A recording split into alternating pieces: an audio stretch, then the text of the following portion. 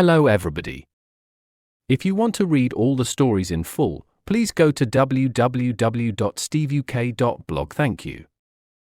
Short story 574, The Silence of Whispering Pines, int. Liam, a wildlife photographer, craved the untouched beauty of the wilderness. He chose the remote Blackwood Forest, a place known for its ancient, towering pines and the almost supernatural quiet that settled between them. He packed his gear, a week's worth of supplies, and a sense of eager anticipation. The first 2 days were perfect. Liam captured stunning shots of deer, rare birds, and the sun dappling through the dense canopy. The silence was profound, broken only by the rustle of leaves or the distant cry of a hawk. He felt truly alone, and it was glorious. On the third morning, he woke to an unsettling change. The usual forest sounds were absent. No birdsong, no buzzing insects, no gentle breeze through the pines. The silence was absolute, heavy, and unnatural. It felt like the forest was holding its breath. Liam tried to shake off the unease. He hiked deeper, searching for a stream he'd marked on his map. As he walked, he noticed something strange: the trees. Many of the ancient pines had peculiar, dark growths on their trunks, like hardened sap, but larger and more irregular. They seemed to pulse faintly, almost imperceptibly. He reached the stream, but it too was silent. The water flowed, but there was no ripple, no gurgle. It was as if sound itself had been absorbed. Kneeling to refill his water bottle, he saw something in the clear water, small, dark, segmented creatures, like leeches, but with tiny, almost transparent wings, clinging to the submerged rocks. They were completely still. A chill ran down Liam's spine. He stood up slowly, his eyes scanning the surrounding woods. The silence pressed in on him, a physical weight. He felt watched, not by an animal, but by something ancient and patient. He decided to head back to his camp, a growing sense of dread urging him to move faster. The dark growths on the trees seemed more numerous now, and he imagined he could hear a faint, high-pitched hum emanating from them, just at the edge of his hearing. It was like a subtle vibration, a frequency that made his teeth ache. As dusk approached, the hum intensified. It wasn't loud, but it filled the air, a constant, irritating drone. Liam reached his tent, his heart pounding. He zipped himself inside, trying to block out the sound, but it seeped through the fabric, vibrating through his sleeping bag, into his bones. He tried to light his small camping lantern, but the match wouldn't catch. The air inside the tent felt thick, somehow different. He fumbled for his phone, but there was no signal, just a faint, static hiss that mirrored the hum outside. Then, he heard it, distinct from the hum, a soft, scraping sound against the outside of his tent. It was slow, deliberate, like something dragging itself across the ground. Liam froze, holding his breath. The hum grew louder, a chorus of unseen things. A shadow fell across the tent wall, impossibly large, blocking the faint moonlight. He could see the outline of something massive, multi-limbed, moving slowly around his tent. The scraping continued, closer now, right beside his head. Panic seized him. He fumbled for his hunting knife, his hands slick with sweat. He knew he couldn't stay. With a desperate surge of adrenaline, he unzipped the tent flap and burst out.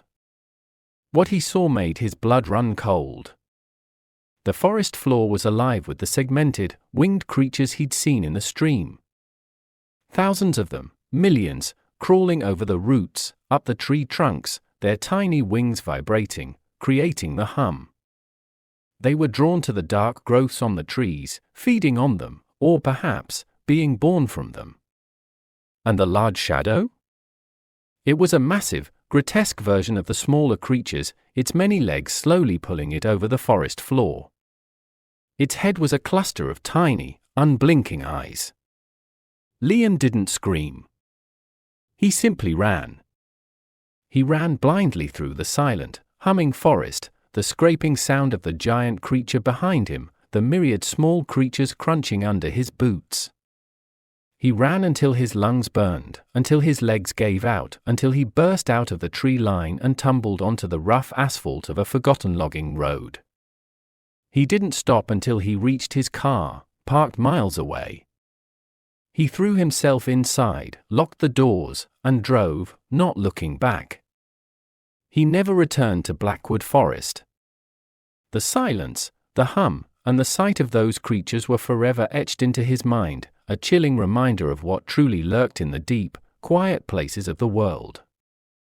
Vocabulary. Notes. Craved. Definition: to have a very strong desire for something. Example: Liam, a wildlife photographer, craved the untouched beauty of the wilderness. Similar words: longed for, yearned for, desired, wished for. Untouched. Definition: not changed or damaged in any way, pristine. Example: he chose the remote Blackwood Forest, a place known for its ancient, towering pines and the almost supernatural quiet that settled between them. Used in context with untouched beauty of the wilderness. Similar words: pristine, unspoiled, natural, virgin. Towering. Definition: extremely tall or high. Example: he chose the remote Blackwood Forest, a place known for its ancient, towering pines. Similar words: colossal, immense, gigantic, lofty. Profound. Definition: very great or intense, deep. Example: the silence was profound, broken only by the rustle of leaves or the distant cry of a hawk. Similar words: deep, intense, immense, extreme. Unsettling. Definition: causing feelings of unease or disturbance, disturbing. Example: on the third morning, he woke to an unsettling change. Similar words: disturbing, disquieting, troubling, unnerving. Absent. Definition: not present in a place, at an occasion, or in a thing. Example: the usual forest sounds were absent. Similar words: missing, non-existent, lacking. Peculiar. Definition: strange or odd, unusual. Example: many of the ancient pines had peculiar, dark growths on their trunks. Similar words: strange, odd, unusual, curious, weird. Imperceptibly. Definition: in a way that is so slight, gradual, or subtle as not to be perceived. Example: they seem to pulse faintly, almost imperceptibly. Similar words: subtly, faintly, barely, unnoticeably. Dread. Definition: great fear or apprehension. Example: he decided to head back to his camp, a growing sense of dread urging him to move faster. Similar words: fear, apprehension, terror, alarm. Intensified. Definition: to become or make more intense, stronger, or more extreme. Example: as dusk approached, the hum intensified. Similar words: heightened, strengthened, escalated, amplified. Grotesque. Definition: repulsively ugly or distorted. Example: it was a massive, grotesque version of the smaller creatures. Similar words: monstrous, deformed, hideous, bizarre. Etched. Definition: to cut or carve a text or design into a surface, figuratively, to impress deeply on the mind. Example: the silence, the hum, and the sight of those creatures were forever etched into his mind. Similar words: imprinted, ingrained, fixed, carved. Story written by Gemini Pro AI. Image created by Imagio AI. To read all the stories in full, please go to www.steveuk.blog. Thank you. Welcome to the deep dive. Today we're jumping into just one source, a short story called The Silence of Whispering Pines. And our mission really is to look at how this story builds suspense, how it creates this really chilling atmosphere. Yeah. We follow Liam. He's a wildlife photographer, loves that untouched wilderness feel, Right, seeking solitude. Exactly. And he goes into the remote Blackwood Forest. It's known for these huge ancient pines and this almost supernatural quiet. And that's what's so interesting, isn't it? How it takes that peace, that serenity we expect from the wilderness, and twists it, slowly turns it into something, well, deeply unsettling. It shows how tiny shifts can just crank up the dread. Okay, so Liam's first couple of days, pretty much perfect. As expected initially. Right, immersed in this deep quiet, maybe hearing just a rustle of leaves, a bird call far off, total peace. But then the third morning, everything changes. He wakes up and it's absolute silence, heavy, unnatural. Not quite, but silent. Totally silent. All the normal forest sounds, birds, insects, wind, just gone, vanished. It's like the whole forest just stopped breathing. What's the effect of that, narratively speaking, that sudden void? Well, it's a really clever psychological trick, isn't it? That sudden absence of sound. Yeah. The story sets up this expectation of natural quiet. Right. And then rips even that away. It kind of forces your brain to try and figure out why. Yeah. And what you imagine is often worse than any actual noise. Yeah, like something's fundamentally wrong. Exactly. That lack of expected sound is way more disturbing than, say, a sudden loud bang. It signals a deep disruption. Silence becomes the threat. Totally. Makes the setting itself feel hostile even before, anything overtly monstrous shows up. And speaking of monstrous, as Liam hikes deeper, he starts noticing these, peculiar things. The visual cues start coming in? Yeah, like these weird dark growths on the big old pine trees. And they seem to be pulsing just faintly, almost so you'd miss it. Subtle at first. Then he finds this stream, but it's eerily silent too. No gurgling, nothing. And in the water, clinging to rocks, are these small, dark, segmented things. Kind of like leeches, but with tiny wings. Yeah. And they're just still, completely still. Okay, so you've got the sound vacuum, and now these really strange visual details. Right. How do those connect? They make that initial abstract dread concrete, tangible, the pulsing growths, the still creatures in the silent stream. It's not just random weirdness. It feels connected. Exactly. It suggests something is systematically absorbing sound, absorbing life even. It gives you this creeping feeling of an alien presence that's not just visiting the forest, it's taking it over, becoming it. Yeah. And then it really ramps up as dusk hits. There was this faint, high-pitched hum he'd barely noticed before. From the growth? Yeah, from the growth. It starts getting stronger. Not super loud, but pervasive. It fills the air. This irritating drone that vibrates right through him makes his teeth ache. A sensory assault almost? Totally. And then his tech fails. Tries to light a lantern. Nope. Pulls out his phone, just static, echoing that hum. Isolating him completely. And then scraping sound outside his tent. Soft, slow, deliberate.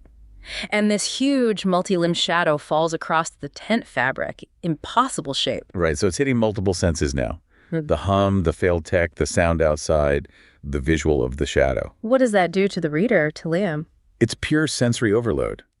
The story reveals the source of the hum. Millions of those little winged leech things are now covering the forest floor, their wings making the sound. Oh, God. And they seem to be feeding on or coming from those growths.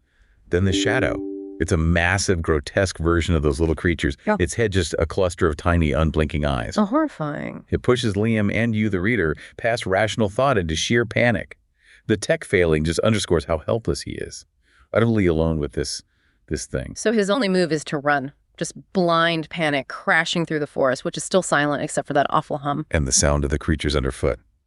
Ugh, yeah, crunching under his boots, the giant thing scraping along behind him, until he just bursts out onto some old logging road, finds his car, and escapes. But he doesn't really escape it, does he? That experience, the silence, the hum, the sight of those things, it's etched into his mind forever. Yeah. And this deep dive really shows how encountering something truly unknown, truly alien, can just leave this permanent scar. It changes how you see the world, especially those wild places. The Silence of Whispering Pines, it's just a masterclass in using that slow loss of normalcy, sensory normalcy, to build an incredible terror, a really chilling story about what might be hidden. It really makes you think, doesn't it? Yeah. About what we consider natural or peaceful? What if the deepest quiet isn't tranquility? Yeah. What if it's a sign of something else, something ancient maybe, and consuming, lurking just out of sight? It definitely makes you reconsider the silent places in the world.